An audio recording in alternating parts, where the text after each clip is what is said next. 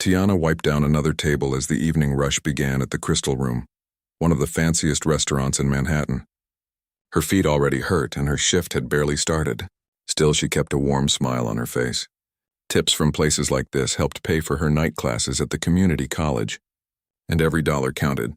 "Table 7 needs water, and 12 is ready to order," called out the head waiter, barely looking in her direction. "On it," Tiana replied, quickly tucking her cleaning cloth into her apron pocket. At 26, she had mastered the art of balancing multiple tasks while making it look effortless. That's what got you the good tips in a place where dinner for two could cost more than her weekly grocery budget. As she hurried across the dining room with a pitcher of ice water, Tiana caught her reflection in one of the massive mirrors that lined the walls. Her black uniform was crisp and neat, her curly hair pulled back into a professional bun. Her father would have been proud of how she carried herself, even when she was bone-tired. Her father, Anthony Williams, had been gone for 5 years now. The thought of him still brought a mixture of warmth and sadness. Tony, as friends called him, had been a talented artist, a painter whose landscapes and portraits captured something special that Tiana couldn't quite name. Magic, maybe, the ability to make ordinary things look extraordinary. What's the point of all that talent if you can't feed your family with it? Her aunt would often say after he died, sorting through stacks of unsold paintings that filled their tiny apartment. Tiana never saw it that way. Her father had given her something more valuable than money. He'd shown her how to see beauty in the world even when life was hard. And life had certainly been hard. Between taking orders and delivering entrees, Tiana thought about the painting she had wrapped carefully that morning, a small watercolor her father had given her on her 16th birthday. It was the only piece of his work she had managed to keep when they lost the apartment. Tonight, after her shift, she planned to take it to an art appraiser downtown. Not to sell it, never that, but to learn more about her father's technique. She had started painting herself recently, trying to connect with him in some way. "Williams, you're on the VIP room tonight," the manager announced during their quick pre-dinner meeting. "Mr. Chen requested our best staff for his private party." Tiana nodded, hiding her surprise. The VIP room was usually reserved for the other servers, the ones who came from good families and had fancy degrees hanging on their walls. The ones who worked here because it was trendy, not because they needed every cent of their paycheck to survive. "Don't worry, Lisa," another waitress whispered as they headed back to the floor. "Chen's people tip well and they're actually nice. Not like those Wall Street guys last week." The VIP room was essentially a private dining area separated from the main restaurant by heavy velvet curtains. Inside, the lighting was dimmer, the furniture more expensive, and the guests more demanding. Tonight's party consisted of 8 people seated around a large round table. At the head sat Robert Chen, a tech billionaire known for his extensive art collection. Tiana had served wealthy people before, but something about this group made her nervous. Perhaps it was the casual way they ordered $300 bottles of wine, or how they spoke about summer homes and private jets as if discussing the weather.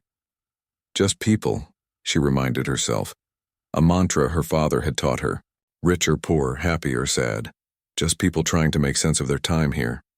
As she poured water and recited the evening's specials, Tiana noticed something in the corner of the room, a painting propped against the wall wrapped partially in brown paper. Something about the visible corner of the canvas caught her attention, but she forced herself to focus on her job. Throughout the first course, Tiana moved efficiently around the table, invisible in the way that good servers are supposed to be. She listened as they discussed art acquisitions and upcoming gallery openings. "The Williams collection was my best investment last year," Mr. Chen was saying as Tiana cleared the appetizer plates. "Bought the entire lot before the prices went through the roof." Tiana nearly dropped a plate. Williams wasn't an uncommon name, she reminded herself, but something made her glance again at the partially wrapped painting. During a brief lull while the kitchen prepared the main course, Tiana found herself drawn to the painting. With everyone engaged in conversation, she took a few steps closer, pretending to adjust a flower arrangement nearby.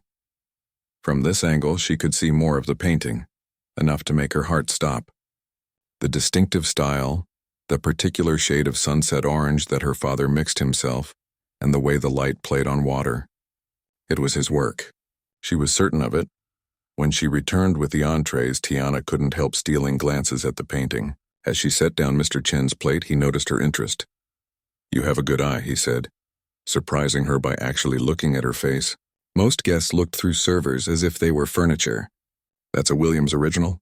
Just acquired it for my office." Tiana's hands trembled slightly. "It's beautiful," she managed to say. "Indeed." Tragic story, though.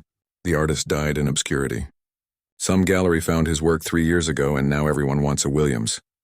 He chuckled. "I got lucky." Lucky. The word echoed in Tiana's mind as she served the remaining dishes. Her father had died believing he was a failure because his art didn't sell. Now rich people were fighting over his paintings, and not $1 had ever reached his only child. The rest of the dinner service passed in a blur. Tiana worked on autopilot, her mind racing with questions. How did her father's paintings end up in galleries? Who was profiting from them? After he died, their landlord had taken most of his work for back rent, saying the junk would be thrown out if they didn't pay up. Had the landlord somehow recognized their value?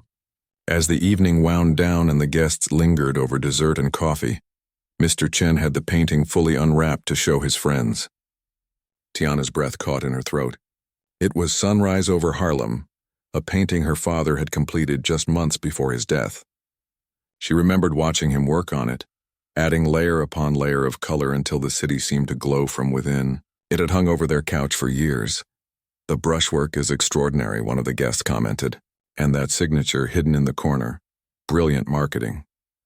Tiana looked where the woman pointed, and there it was, her father's distinctive signature, the small TW tucked into the corner of the painting, along with a tiny dragonfly.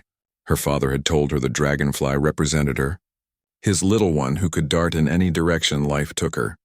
When the party finally stood to leave, Mr. Chen handed Tiana a $100 bill as a tip. "For your excellent service," he said. She stared at the money, more than she usually made in tips for an entire night, while he carefully rewrapped the painting. "Careful. With that," he instructed a waiting assistant, "it's worth more than your yearly salary." Tiana watched them prepare to take away her father's work, feeling a storm of emotions she couldn't quite name. Pride that her father's talent was finally being recognized, anger that others were profiting from his life's work, and a deep burning determination that somehow she would find a way to reclaim her father's legacy. As she walked home that night, bypassing the subway to save the fare, Tiana's mind was made up.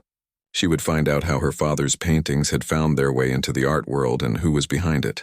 She wouldn't let his memory and work be exploited by people who had never known the man who stayed up late to help with her homework, who sang off-key while cooking Sunday breakfast, who taught her that art was about seeing the world with open eyes and an open heart.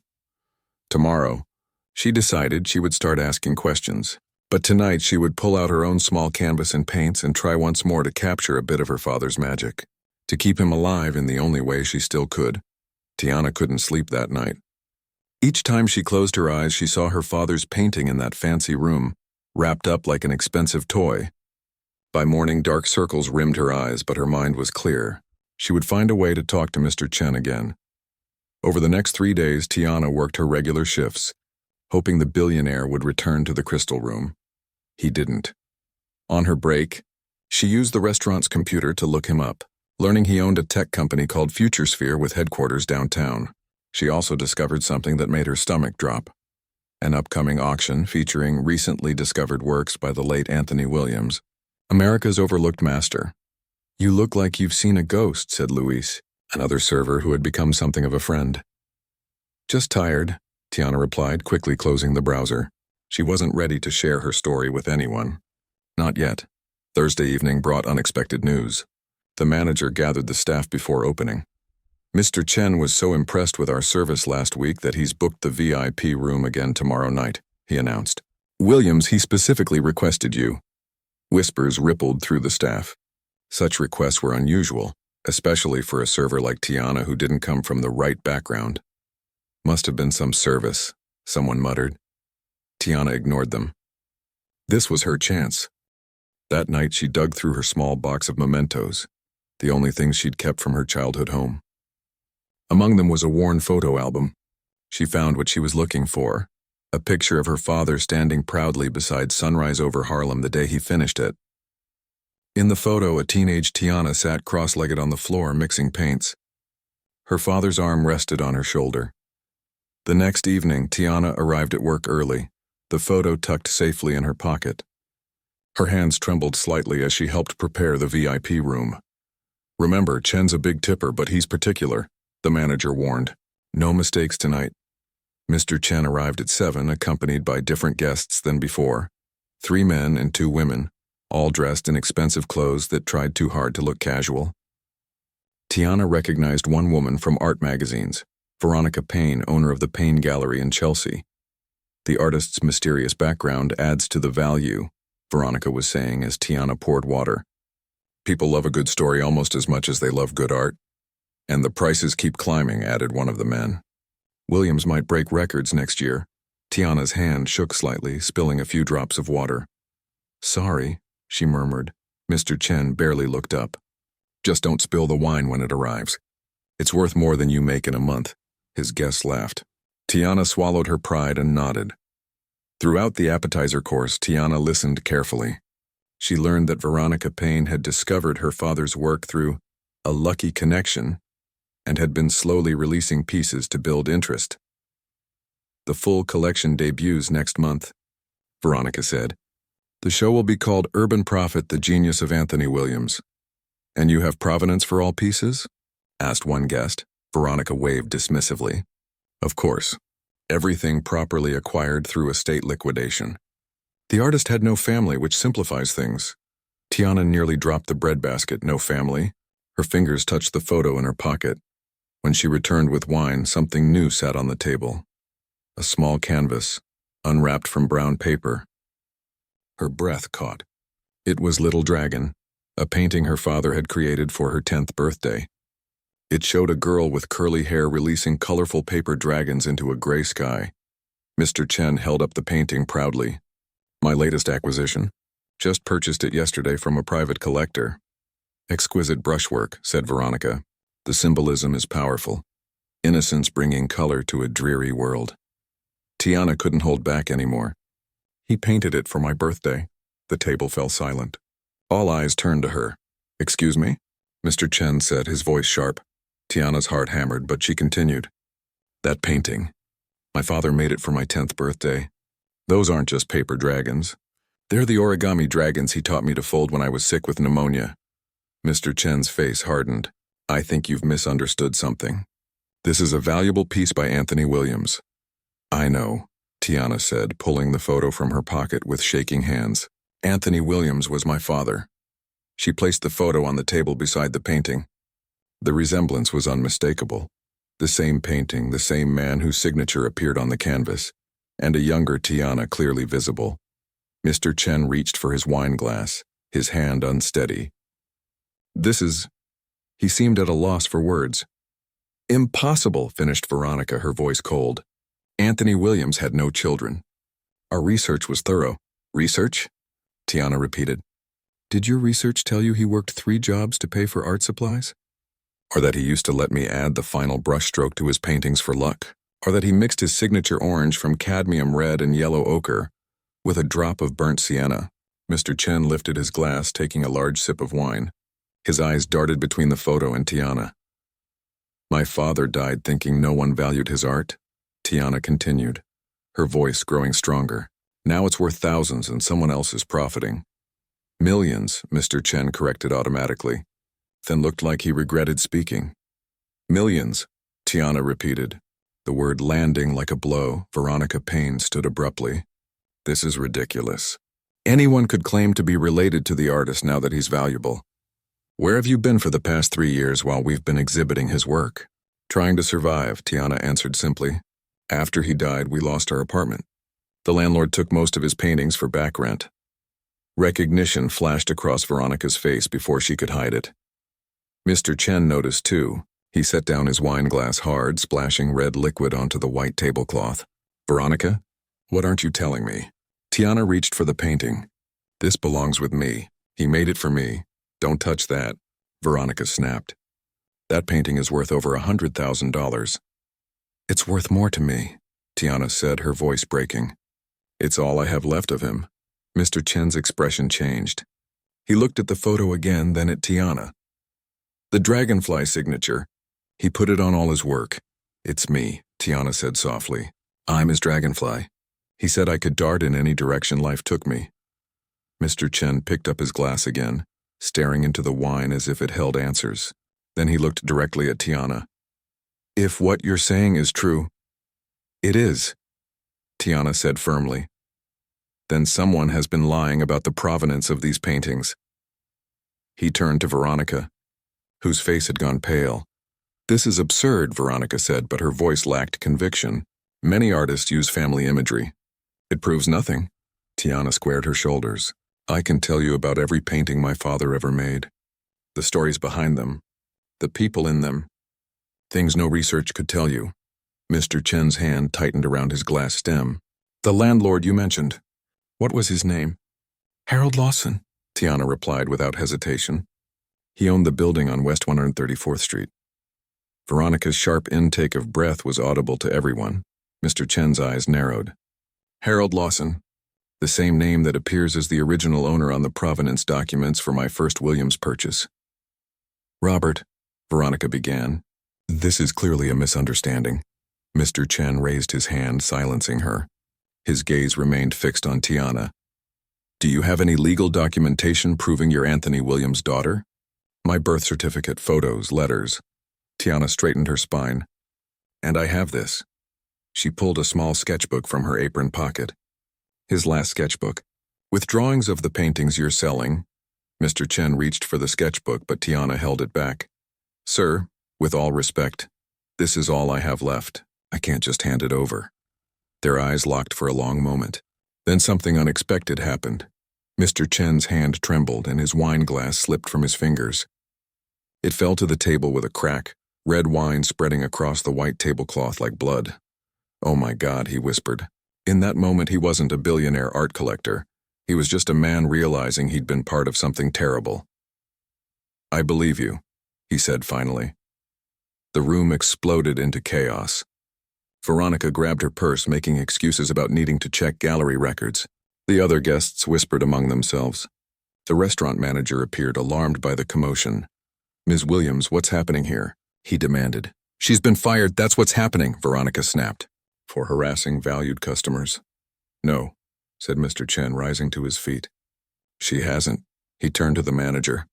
Ms. Williams will be leaving with me. We have important business to discuss. He carefully wrapped the painting and handed it to Tiana. I believe this belongs to you. Tiana took it, her hands shaking. After 5 years of absence, a piece of her father was returning home. This conversation isn't finished, Mr. Chen told her quietly. In fact, I think it's just beginning. Tiana sat stiffly in the back of Mr. Chen's luxury car, her father's painting Little Dragon clutched to her chest. The leather seats felt too smooth, too perfect. She didn't belong here. Where are we going? She finally asked as they glided through Manhattan's evening traffic. My penthouse, Mr. Chen replied, not looking up from his phone. I need to see all the evidence you have. Tiana's grip tightened on the painting. I'm not sure that's a good idea. Mr. Chen finally looked at her, his expression softening slightly. I understand your caution, but I've invested millions in your father's artwork. If there's fraud involved, I need to know. And if there is, Tiana asked, what happens then? Then we both have a problem worth solving. 20 minutes later, the elevator doors opened directly into Mr. Chen's penthouse. Tiana stepped out and froze. The entire main wall was covered with her father's paintings. Memories hung in ornate frames lit by perfect lighting. She walked toward them slowly, as if in a trance. You have so many, she whispered. 17 pieces, Mr. Chen confirmed, watching her reaction closely. The largest private collection of Anthony Williams' works in existence. Tiana approached the centerpiece, a large canvas showing Harlem at night, street lights glowing like stars fallen to earth. The night breathes, she said automatically. That's right, Mr. Chen said, surprise evident in his voice, though the gallery titled it Urban Constellations. That's not its name, Tiana said firmly. Dad painted this the summer I turned 14. We'd sit on the roof of our building on hot nights when our apartment was too stuffy to sleep. He said the city breathed differently at night. She moved to the next painting. And this one, he called it Thursday Morning. That's Mrs. Patterson waiting for the bus. She worked at the hospital for 40 years. One by one, Tiana identified each painting, sharing memories connected to their creation. Mr. Chen followed silently, his expression growing more troubled with each story. You couldn't know these details unless, he finally said. Unless he was my father, Tiana finished. Mr. Chen nodded slowly. I believe you. But belief isn't proof. Not the kind that would stand up against Veronica Payne and her lawyers. Tiana's shoulders slumped. I have my birth certificate at home, photos, some letters, but legally proving ownership of the paintings will be difficult, Mr. Chen concluded. Especially if Lawson has paperwork showing your father sold or gave him the artwork. He didn't, Tiana said firmly. Dad would never sell his work for pennies. That was the problem. He refused to compromise. He said his art wasn't merchandise. Mr. Chen gestured toward a sleek dining table. Let's sit. We need to talk strategy. As they sat, Tiana placed her father's sketchbook on the table between them. This is what I have. His last sketchbook. He carried it everywhere. Mr. Chen opened it carefully. Inside were pencil sketches, color studies, and notes for paintings, including many hanging on his walls. This is significant, he said, turning pages slowly. This shows his creative process. There's more, Tiana said. My apartment isn't far from here. I have a box with photos, letters, everything I managed to keep after we lost our place. Mr. Chen checked his watch. It's getting late.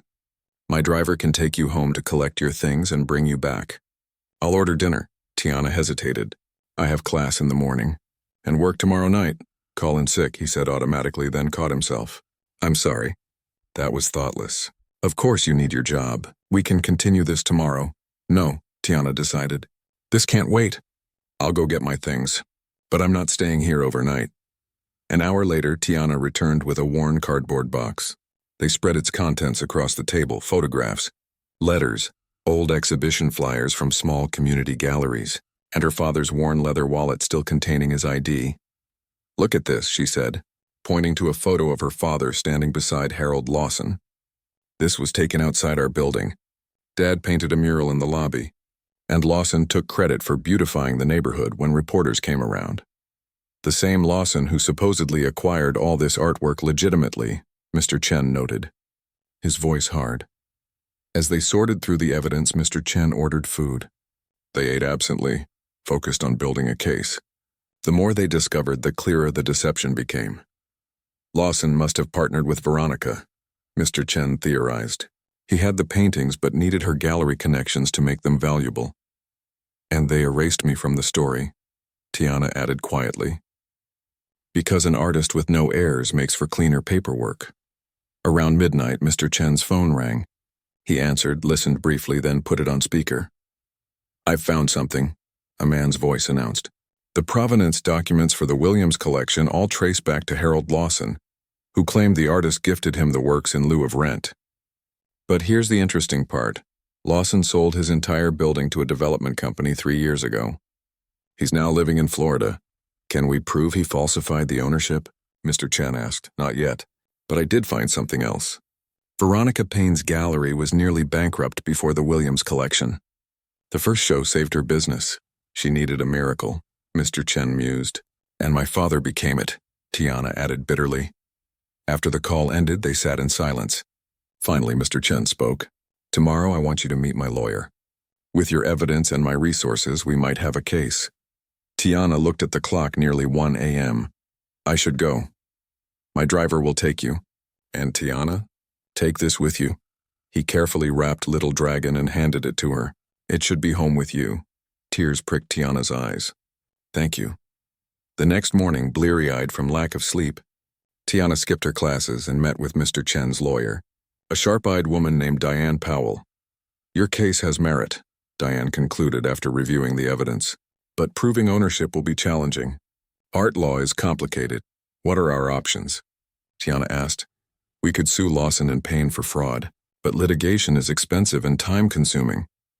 Money isn't an issue, Mr. Chen interjected. It would be for me, Tiana pointed out. I'll cover all legal expenses, Mr. Chen stated flatly.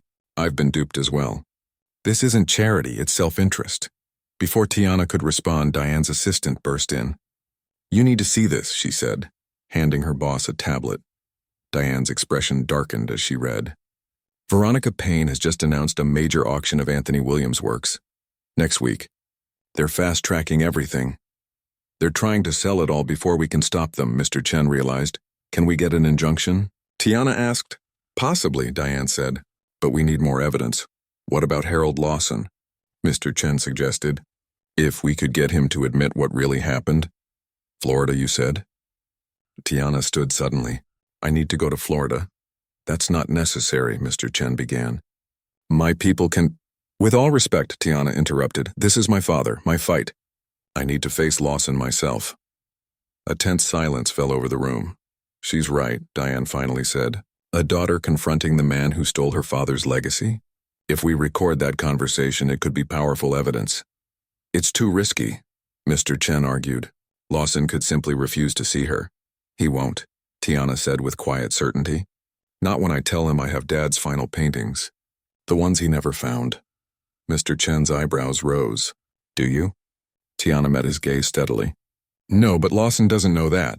A slow smile spread across Mr. Chen's face. You're more shrewd than you appear, Ms. Williams. I'm my father's daughter, she replied simply. He always said art was about telling beautiful lies to reveal a deeper truth. 3 hours later, Tiana was on a flight to Miami, a plan forming in her mind. In her carry-on bag, carefully wrapped, was Little Dragon, proof of who she was and what had been taken from her. As the plane rose above the clouds, Tiana looked out the window. Somewhere below, her father's paintings hung in galleries and homes where he had never been welcome in life. But not for much longer. One way or another, she would reclaim his story. She wasn't just fighting for paintings. She was fighting for truth. For justice. For her father's name, and for the first time since he died, Tiana felt certain that she would win. Miami greeted Tiana with sticky heat and blinding sunshine. She stepped out of the airport, clutching the address Mr. Chen's investigator had provided. Sunset Palms Retirement Community, where Harold Lawson now lived. Just a taxi ride away from justice, she whispered to herself, adjusting the strap of her bag where Little Dragon was carefully wrapped. The retirement community was nicer than she expected. Not luxury level, but comfortable, with palm trees lining the entrance and residents playing shuffleboard under shaded pavilions. She checked in at the front desk, heart pounding. I'm here to see Harold Lawson, she told the receptionist. I'm his former tenant's daughter. 10 minutes later, she sat in a small visiting lounge, waiting. When Harold Lawson shuffled in, she almost didn't recognize him. The tough landlord who had towered over her family had shrunk, his once imposing frame now bent with age. But his eyes, calculating and sharp, hadn't changed. Don't know why you're here, he said gruffly, lowering himself into a chair across from her. But you've got 15 minutes. Got bingo at 3. Tiana took a deep breath. You probably don't remember me, Mr. Lawson. I'm Tiana Williams. Anthony Williams' daughter. His expression didn't change, but his fingers tightened on the armrests of his chair. Williams? Doesn't ring a bell. Really? That's strange, Tiana said, keeping her voice steady. Because you've made quite a lot of money off my father's paintings. Paintings you took when we couldn't pay rent after he died. Lawson's face hardened. Don't know what you're talking about. If you came to cause trouble, I didn't, Tiana interrupted, unzipping her bag. I came for the truth. She carefully unwrapped Little Dragon and placed it on the small table between them.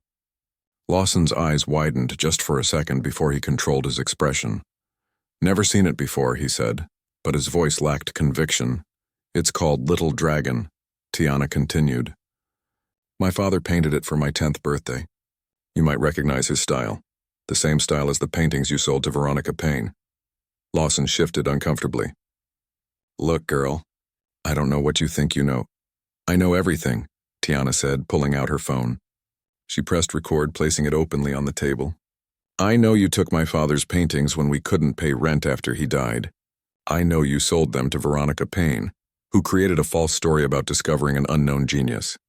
And I know you both got rich erasing me from my father's story. Lawson's eyes darted to the recording phone, then back to her face. Turn that off. No, Tiana said firmly.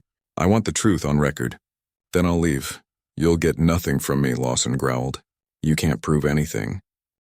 Tiana pulled out a folder of photographs, her and her father with his paintings, newspaper clippings of small local exhibitions, her birth certificate. She spread them on the table. I can prove I'm his daughter. I can prove these were our paintings. And Mr. Chen, you know, the billionaire who bought most of my father's work? He can prove you and Veronica created fake documents. Lawson's face paled. Chen is involved in this? He doesn't like being lied to, Tiana said, especially when he spends millions on lies. Silence stretched between them. Tiana could almost see the calculations happening behind Lawson's eyes. What do you want? He finally asked. The truth. And then we'll talk about making things right. Lawson glanced around the room, making sure they were alone. Then he leaned forward, his voice dropping. Your father owed me 6 months' rent when he died. Nearly $10,000. The paintings were worthless then, just junk cluttering up my property. They weren't worthless, Tiana countered. You just didn't know their value. Neither did he, Lawson shot back. Man could have sold those paintings while he was alive. Chose not to. Because they meant something to him. They weren't merchandise, Lawson shrugged. Well, they're merchandise now. And legally, they're not yours. Legally, Tiana emphasized, they were never properly transferred to you. Taking someone's belongings for unpaid rent isn't the same as ownership. Tell that to Veronica. She's the one who made them valuable. By lying about their origin, by erasing me. Lawson had the decency to look uncomfortable. The story sells better without complications. A forgotten genius discovered after death. People eat that up. It wasn't your story to sell, Tiana said quietly. Something in her tone made Lawson really look at her. For the first time he seemed to see her. Not just an inconvenience, but a human being fighting for her father's legacy. What happens if I help you? He asked cautiously. Depends on how helpful you are, Tiana replied. Right now we're preparing to file an injunction to stop the auction. And a lawsuit against you and Veronica for fraud. Lawson's eyes widened. You can't afford lawyers, Mr. Chen can. And he's angry. Tiana leaned forward. But if you tell the truth, help us prove what happened. Maybe we can work something out. Like what? Like not suing you for every penny you've made off my father's work. The old man considered this, his weathered hands fidgeting in his lap. Finally, he sighed. What do you need me to say? Tiana pressed a button on her phone, ensuring it was still recording. Start from the beginning. How did you get the paintings and what did you do with them? For the next hour, Harold Lawson talked. He described taking the paintings as payment for back rent, storing them in his basement for months, then meeting Veronica Payne at a gallery opening where he mentioned the weird paintings he had acquired. She came to see them the next day, Lawson recounted. Got all excited. Said they were special, that the artist had raw talent. When I told her he was dead, she got even more excited. Said that was perfect. Dead artists sell better. And my father's story. His family? Lawson looked away. She said it was cleaner without complications. Better marketing. Said she'd handle the paperwork if I split the profits. And you agreed. It was just business, Lawson said defensively. Nothing personal. It was personal to me, Tiana replied. He was my father. When Lawson finished his confession, Tiana stopped the recording and sent it immediately to Mr. Chen and the lawyer. Diane. Her phone rang almost instantly. We heard everything, Diane said when Tiana answered. This is exactly what we needed. I'm filing the injunction now. What do I do with him? Tiana asked, looking at Lawson, who sat slumped in his chair. Get it in writing, Diane advised. A signed statement. After the call, Tiana turned back to Lawson. I need you to write down what you just told me and sign it. And then what? He asked warily. Then we decide what happens next. But I can promise you this. Helping us now will go better for you than fighting us. While Lawson wrote his statement, Tiana stepped outside and called Mr. Chen. You did it, he said, sounding impressed. Diane thinks this is enough to stop the auction. What about Veronica? My people are watching her. She's at the gallery now, probably preparing for the auction. I want to confront her too, Tiana said. That's not necessary, Mr. Chen began. The legal team can— It is necessary, Tiana interrupted. For me, I need to look her in the eye. A pause. Then, I understand. My jet can bring you back tonight. We'll go to the gallery together tomorrow. When Tiana returned to the lounge, Lawson handed her several handwritten pages. It's all there. Dates, amounts, everything I remember. Tiana read it carefully, then looked up at the old man. Why did you do it? Was money really worth all this? Lawson couldn't meet her eyes. At first it was just business. Then it got too big to stop. Tiana carefully rewrapped Little Dragon and placed it in her bag, along with Lawson's confession. "I'll be in touch about what happens next." As she turned to leave, Lawson called after her. "Your father was talented. Really talented." "I should have seen that," Tiana paused. "Yes, you should have." That night, flying back to New York on Mr. Chen's private jet, Tiana watched the darkness below, interrupted by pinpricks of light from cities and towns. It reminded her of her father's painting, "The Night Breathes," beauty emerging from darkness. Tomorrow she would face Veronica Payne, the final piece of the puzzle. The woman who had profited most from erasing Tiana from her father's story. As the plane began its descent into New York, Tiana felt something she hadn't experienced in years, a sense that justice was possible, that her father's legacy might finally be restored, and that she, the daughter who had been written out of the story, would be the one to write the ending. Morning light streamed through the windows of Mr. Chen's sleek town car as they pulled up to the Payne Gallery in Chelsea. Tiana smoothed her borrowed blazer. Mr. Chen had insisted on getting her properly dressed for this confrontation. The lawyer, Diane, sat across from them reviewing documents on her tablet. "Remember," Diane cautioned, "let me do most of the talking. We have the upper hand legally, but Veronica Payne has powerful connections." Tiana nodded, clutching her bag containing Lawson's signed confession and her father's sketchbook. After a nearly sleepless night, she felt oddly calm. Whatever happened today, the truth was finally coming to light. The gallery was closed to the public, with a sign announcing private viewing by appointment only. Through the windows, Tiana could see workers hanging paintings, her father's paintings, preparing for the upcoming auction. Mr. Chen's security team had called ahead. When they entered, Veronica Payne was waiting, her smile tight and professional. She wore an expensive black dress that seemed to announce her importance in the art world. "Robert," she greeted Mr. Chen coolly, ignoring Tiana and Diane. "This is highly irregular. We have contracts. We need to talk," Mr. Chen replied. Privately, Veronica led them to a back office, her heels clicking sharply on the polished concrete floor. Once inside, her composure slipped slightly when she saw Tiana place Little Dragon on her desk. "Why is she here?" Veronica demanded, looking at Mr. Chen.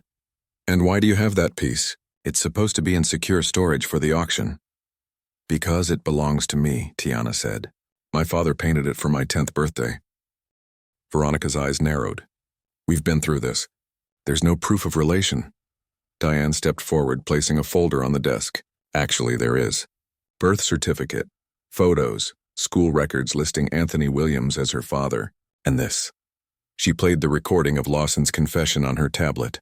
As Lawson's voice filled the room, Veronica's face drained of color. When the recording ended, silence hung heavy in the air. "Lawson was confused," Veronica finally said. "He's an old man with a faulty memory." "He also gave us this," Diane countered, sliding Lawson's written statement across the desk. "And copies of the original payments you made to him.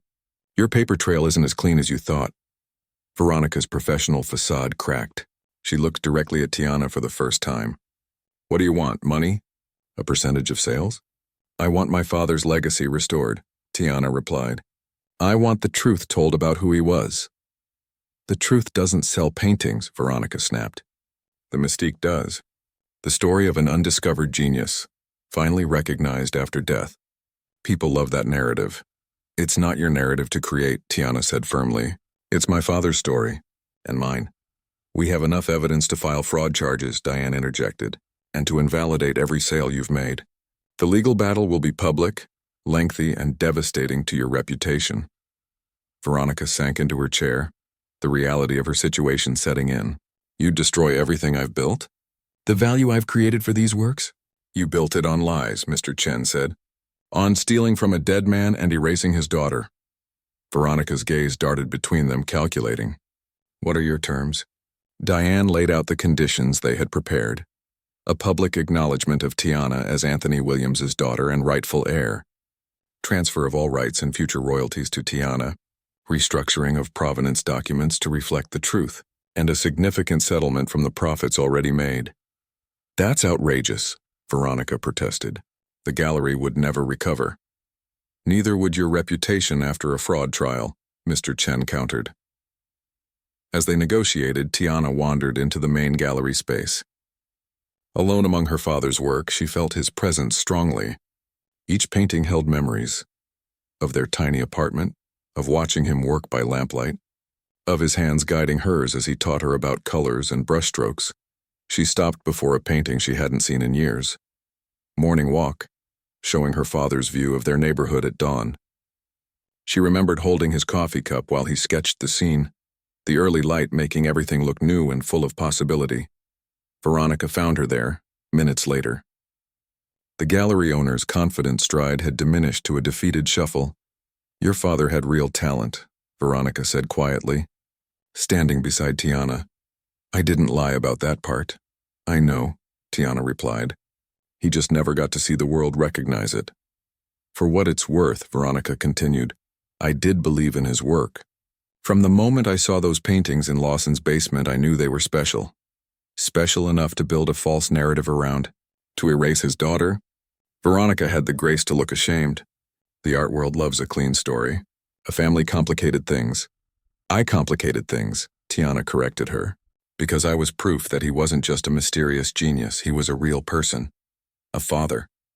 A man who struggled." "The myth sells better than the man," Veronica said simply. "Not anymore," Tiana replied. "From now on, the truth is what sells my father's art." 3 months later, a new exhibition opened at what was now called the Williams Gallery. The space had been transformed. With warm lighting and walls painted in the deep blue Tony Williams had used in his home studio.